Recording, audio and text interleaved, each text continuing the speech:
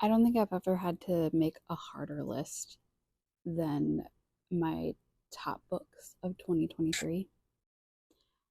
I read 153 books in the year of 2023 via physical books or audiobooks, and almost half of them I gave 5 stars. I was a little generous with the 5 stars, not gonna lie, which that made it extremely difficult to narrow it down to even 15.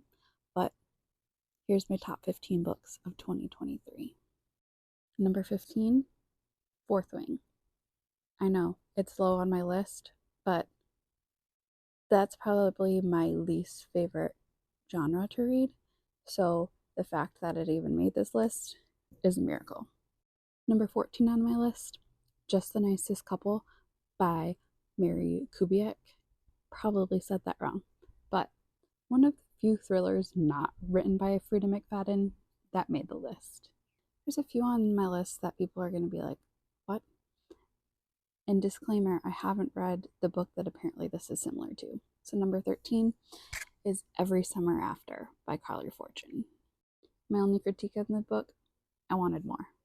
Like longer, more. Number 12, The Simple Wild by K.A. Tucker. It took a minute for me to get into this book, but as soon as I did, I could not put it down.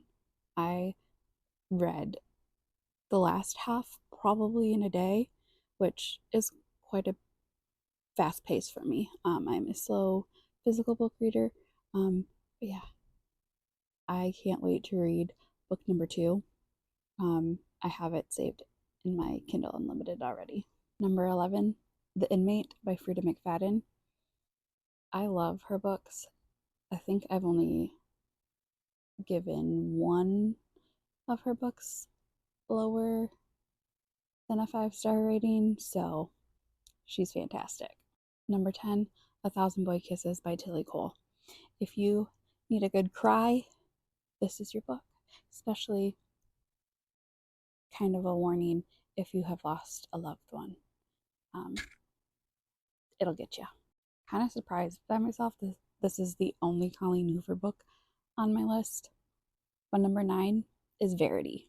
This one, I 10 out of 10 recommend listening it to on audio because they use different voice actors for different parts of the book, and it just made it so much better, I think. But the end of this book will have you shook. Number 8, Remarkably Bright Creatures by Shelby Van Pelt. Probably said that wrong. Looks French. I don't know. Did not expect this book to be what it was, to say the least. Also, another one that I think audio is the best because the different characters also have different voices. Ah, it's weird. It's about an octopus, but you know what? Read it. The other Frida McFadden book on my list comes in at number 7, and it is The Housemaid. If you know, you know. I am looking forward to reading the second book. I also have that saved on my Kindle Unlimited. I got to a certain point and I couldn't stop reading. And I was up till like 2 in the morning reading the book because it was just that good. Coming in at number 6, One True Loves by Taylor Jenkins Reid. Another book that just had a chokehold on me. I immediately was texting my sister about it. I told my mom she needed to read it. It's like an easy read, but like so good. And in my opinion, she chose who I wanted, not who I thought she was going to choose.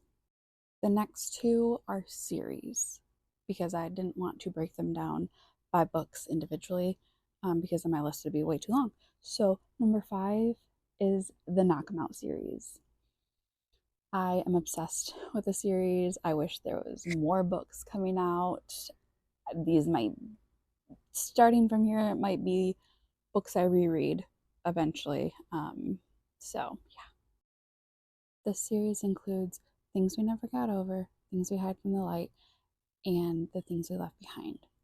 Don't make me put them in order of how I liked them, but if I had to, I would probably say Number 1 is the third book, Things We Left Behind. Number 2 is the first book, Things We Never Got Over. And number 3, Things We Hide from the Light. But they were all 5-star reads for me. Number 4 on my list is also a series. It is the Friend Zone series by Abby Jimenez.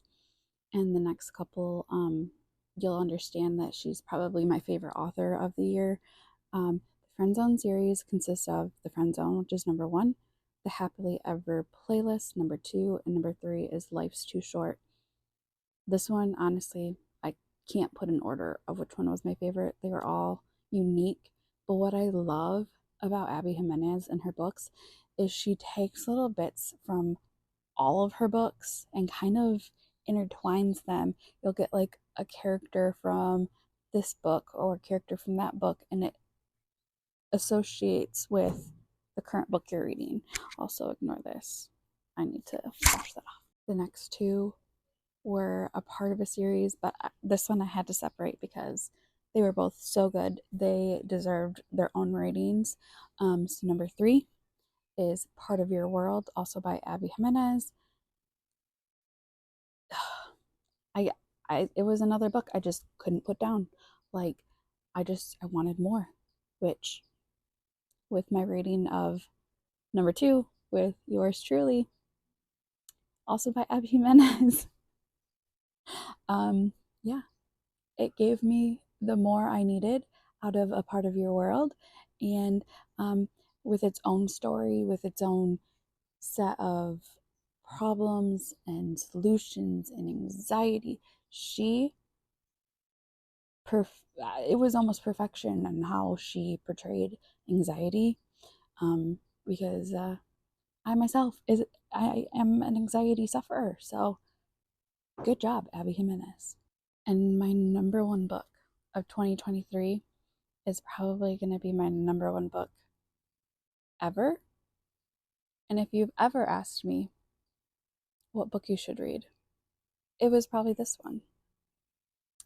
Coming in at number 1 is Archer's Voice by Mia Sheridan. I think about this book all the time, probably a few times a week, and not many books stick with me like that.